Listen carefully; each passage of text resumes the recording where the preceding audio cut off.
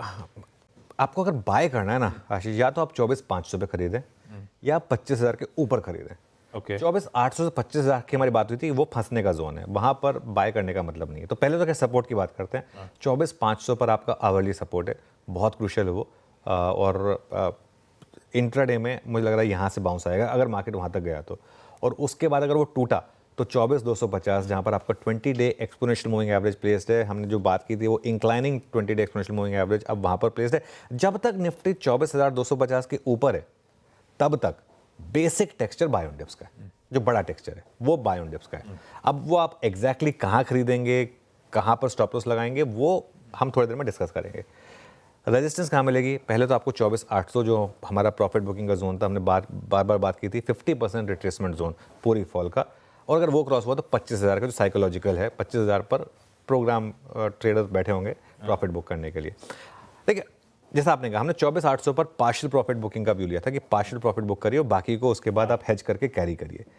यहाँ पर जो बाकी की लॉन्ग पोजीशन है उन पर अब आप अपना क्लोजिंग स्टॉप लॉस बढ़ाकर ले आइए 24,450 पर। और ये मैं उनके लिए कह रहा हूँ जो 23,300 या 23,400 से लॉन्ग है, ठीक है, या फिर 23,600 800 से भी लॉन्ग है, उनके लिए बाय जोन कहाँ पर होगा? एक leap of faith buy zone होगा 24,500 से 24,600 का इंट्राडे के लिए विद स्टॉप लॉस 24,400। ये एक अप्रोच रहेगी मार्केट के लिए।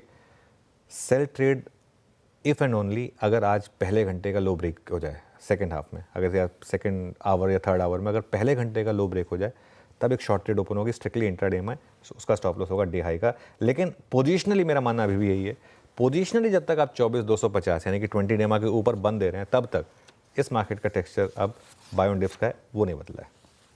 मार्केट बैंक निफ्टी ने सबसे शानदार ट्रेड दी थी। सुबह हमारी बात हुई थी कि पॉलिसी में अगर शुरू की वीकनेस की वजह से मार्केट गिरे तो वहाँ पे बाय कर लीजिए, पॉलिसी के उसका स्टॉप लॉस लगा दीजिए। 600 पॉइंट बैंक निफ्टी 5 मिनट की कैंडल में भागा जब उन्होंने CRR कट का अनाउंसमेंट किया।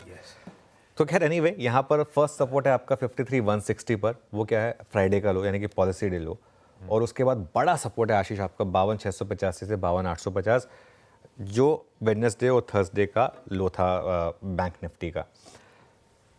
पोजिशनली अगर आप बैंक निफ्टी में लॉन्ग हैं और आप होने चाहिए बैंक निफ्टी में लॉन्ग, हमारी लगातार बात हुई है, तो अब आप अपना स्टॉप लॉस रिवाइज करके ले आएँ क्लोजिंग बेसिस पर 52,850 पर। यहाँ से थोड़ा डीप है, 650 पॉइंट दूर है यहाँ से, मैं मानता हूँ उस चीज़ को, लेकिन अगर आपका व्यू ऑल टाइम हाई और उससे ऊपर का है तो आपको वो फिर रखना होगा, स्पेशली अगर आप बहुत लोअर लेवल से लॉन्ग हैं। तो यहाँ बाय कहाँ पर बनेगा? 53,100 से 53,300। अगर आपको मार्केट किसी भी तरीके से नॉक दे दे वो 53,100 से 53,300 का, तो एक बाय बनेगा 52,850 के स्टॉप लॉस के साथ।